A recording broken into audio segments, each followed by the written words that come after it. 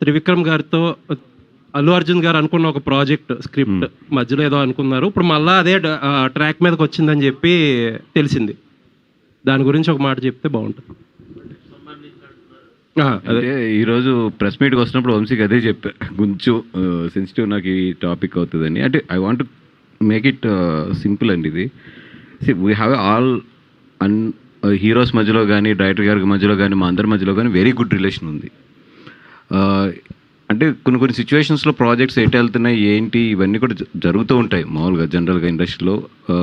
అది ఏదైనా కూడా we want to deal it with very healthy and ఒక గుడ్ అట్మాస్ఫియర్. లేదేదో మళ్ళీ ఒక ఫ్యాన్స్ వార్ కింద ఇట్ల కింద తయారవకుండా కొంచెం పేషెన్స్ ఉండి let us come this from the official వాళ్ళు వచ్చి వాళ్ళు దాని గురించి చెప్పే వరకు కూడా కొంచెం పేషెన్స్ ఉంటే బెటర్ అనేది నా ఒపీనియన్ దీని మీద.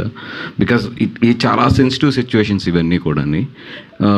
కమింగ్ టు ద బన్నీ గారు, yes we are very clear about the 2 projects, next upcoming 2 projects ఏంటి అనేది చాలా క్లియర్గా ఉన్నాము. మేము జనవరిలోనే అనౌన్స్ చేద్దాం అనుకుంటున్నాం వాటిని.